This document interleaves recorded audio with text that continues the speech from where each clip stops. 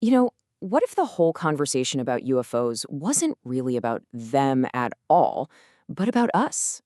Today, we're diving into a really fascinating idea from the author Naruto, who makes the case that this whole UAP phenomenon is basically a giant mirror, reflecting our own consciousness right back at us. Today, I'd like to introduce author Naruto's newsletter and delve deeper into the topic.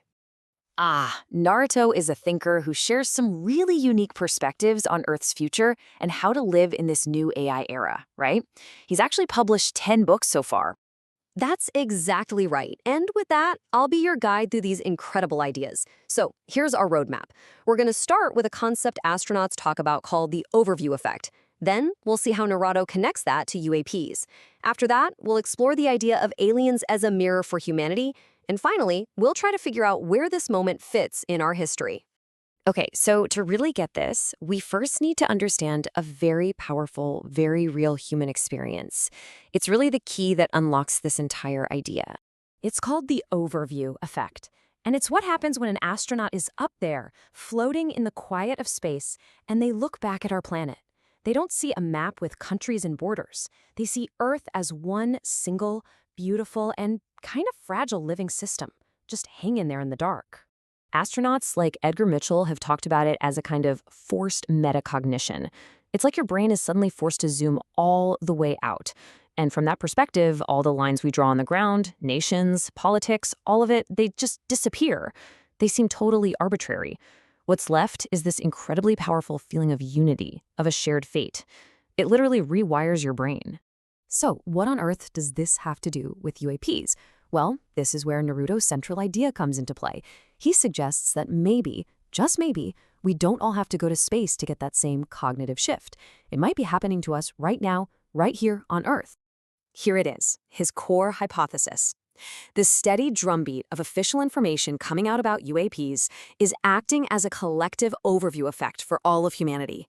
It's forcing us as a species to step back and look at our civilization from a totally new outside perspective, the perspective that asks, are we actually alone? Naruto points to what's happening in the United States as proof. The UAP issue is one of the only topics that gets real bipartisan support. And why is that? Because when you're faced with a question as massive as, are we alone in the universe? Our day-to-day political squabbles just start to look kind of small, don't they? Our usual divisions just don't seem to matter as much.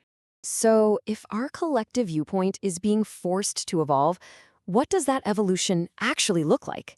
Well, to explain this, Naruto uses a really interesting philosophical framework from a thinker named Ken Wilber to sort of map out this big leap in human consciousness. It all starts with this one concept, the holon. A holon is just something that's a whole thing by itself, but it's also a part of something bigger. Think about it like this. An atom is a whole, but it's also part of a molecule. A molecule is a whole, but it's part of a cell. A cell is a whole, but it's a part of you. Everything is nested inside of everything else. Okay, so how do we jump from one level to the next? Wilber's model says real growth happens when you transcend and include. You don't just throw away the stage you were just in. No, you integrate its lessons, you learn from it, and then you move beyond it to a more complex, more complete understanding. You're always building on what came before. Now, Naruto argues that right now, our global consciousness is kind of stuck in a tug-of-war between two main worldviews. On one side, you have what he calls orange. That's scientific rationalism, logic, data. And on the other, you have green. That's the more pluralistic, humanistic view that values all different perspectives and human rights. And as Naruto states, UAPs crash right into the middle of that orange framework. I mean, when the government itself comes out and officially says, yeah, we've got stuff flying around that we cannot explain scientifically, it puts a huge strain on that purely rational worldview. It becomes a catalyst, pushing us toward a more integrative teal consciousness, a view that can hold both science and mystery, the known and the unknown, all at the same time. So, this brings us to the question that everyone asks as soon as you bring this topic up.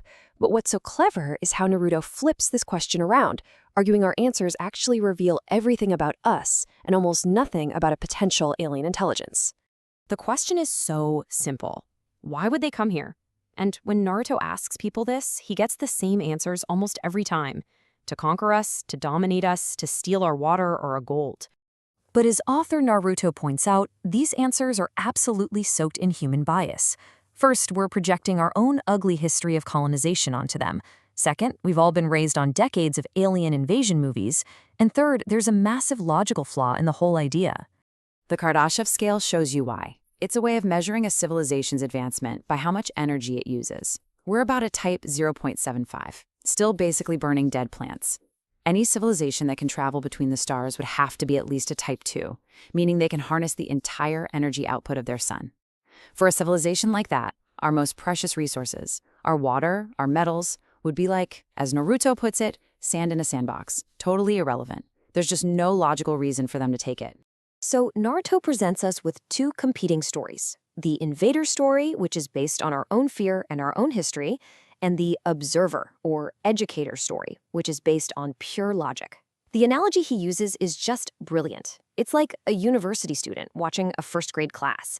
They don't storm in to steal the kids' crayons. They watch, they learn, and they let the kids figure things out for themselves. And if this sounds familiar, it should. It's basically the prime directive from Star Trek, right? The idea of non-interference. Naruto suggests that maybe this isn't just science fiction, but a kind of logical, ethical endpoint that any truly advanced civilization would inevitably arrive at. So what does this all add up to? Let's zoom out one last time and try to grasp the sheer scale of the moment we might be living through. Throughout history, we've had these massive intellectual bombs go off that changed everything. Copernicus showed us we weren't the center of the universe. Darwin showed us we weren't separate from nature. Einstein showed us that reality itself was way weirder than we thought. Naruto is posing the question, could UAP disclosure be the next one? The one that redefines our most fundamental assumption, that we are alone. And this brings us to the very heart of the idea. The UAP phenomenon, as author Naruto says, is a cosmic mirror. What we see when we look into it is simply a reflection of ourselves. If we see monsters and invaders, that reflects our own fear. But if we see teachers or observers or maybe even just a question mark, well, that reflects our readiness to grow. And so, as author Naruto's work prompts us to consider, I want to end by asking one question to all of you. As we stand here looking into this cosmic mirror, are we going to greet our own reflection with fear or with curiosity? Naruto suggests that our answer to that question might be the first great test of a whole new era for humanity.